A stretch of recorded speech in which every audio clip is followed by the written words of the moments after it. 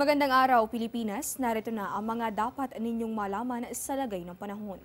Typhoon Nina lalo pang lumakas, signal number 4 itinaas sa Catanduanes. Kanina pong alas 10 ng umaga ito po ay namataan sa layong 150 kilometers silangan nitong Virac sa probinsya po ng Catanduanes.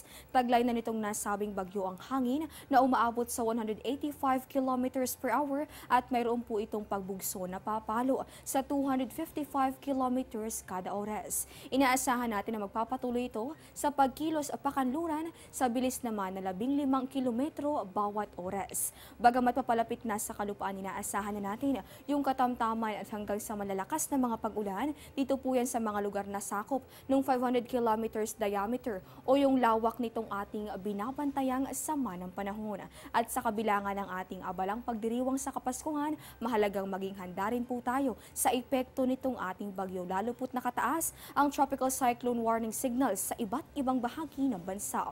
Signal number 4 para sa mga residente nitong Catanduanes. Nakataas naman ang signal number 3 sa bahagi nitong Aburias Island, Albay, Camarines Norte, Camarines Sur, pati na rin sa Katimugang Quezon. Nasa ilalim naman ng signal number 2 ang Masbate, Ticao Island, Sorsogon, Oriental Mindoro, pati na rin itong Batangas. Signal number 2 din para naman sa Laguna, na titirang parte ng Quezon, ganun din sa Pulilio Island, Marinduque hanggang sa Romblon.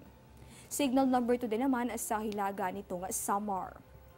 Nakataas naman ang signal number 1 kung saan mararanasan yung hanging aabot sa 30 hanggang 60 kilometers per hour sa susunod na 36 na oras dito sa Metro Manila, sa Rizal, Bataan, Occidental Mindoro, sa Lubang Island, ganun din sa Nueva Ecija, Aurora, Southern Quirino, Southern Nueva Vizcaya, pati na rin sa probinsya ng Zambales. Signal number 1 din sa Pampanga, Bulacan, Tarlac, Cavite, Aklan, hanggang sa Capiz, Samar, Eastern Samar at sa Biliran, pati na rin sa Leyte. Nasa ilalim din naman ng signal number 1 ang Bantayan Island.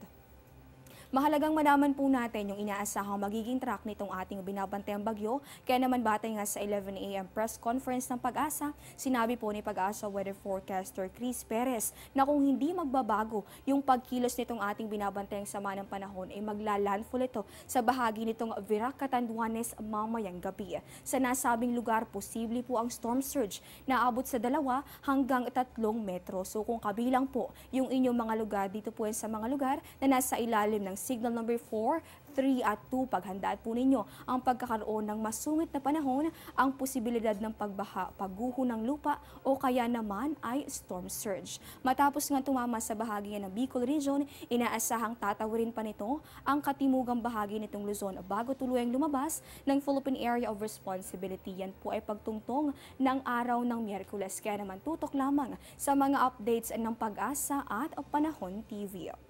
Diyan lamang po kayo, magbabalik pa kami matapos ang isang paalala. Be safe tuwing may bagyo.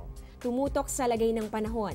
Manatili sa loob ng bahay at lumayo sa mga bintana para di masugatan kung nabasag ang mga ito. Maging handa sa posibleng brownout.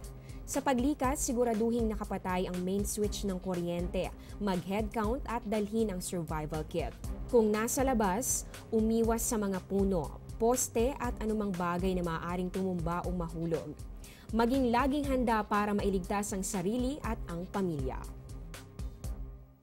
Para naman sa taya ng ating panahon, narito ang nilalaman ng 5 a.m. weather forecast ng Pag-asa.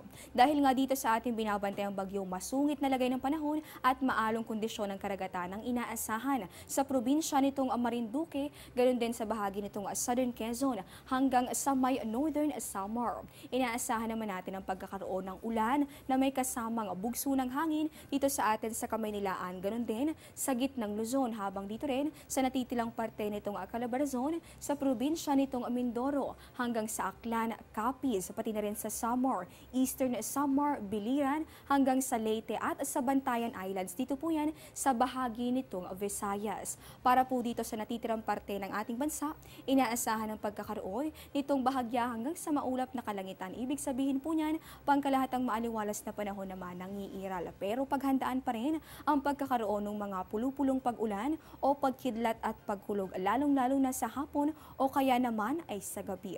At para naman po sa kondisyon ng ating mga karagatan, mayroon pa rin po tayong gale warning. Dito po ay nakataas partikular na sa mga baybaying sakop nitong Hilagang Luzon, kung saan kabilang po dyan ang mga sumusunod na lugar. Kasama po sa makakaranas ng maalon hanggang sa napakaalong kondisyon ng karagatan, itong Batanes, Calayan, Babuyan, Cagayan, Ilocos Norte, maging ang Isabela, Ilocos Sur, La Union at Pangasinan. So linawin lamang po natin, otomatiko pong suspendido ang biyaheng pandagat, paalis at papunta doon po sa mga lugar na may babala ng bagyo. So makabubuti pong sundin na lamang natin ang abiso ng Philippine Coast Guard kaugnay niyan. At yan po muna ang latest mula rito sa Pag-asa para sa Panahon TV. Ako po si Desiree John, yung bumabati sa inyo ng magandang araw at maligayang Pasko.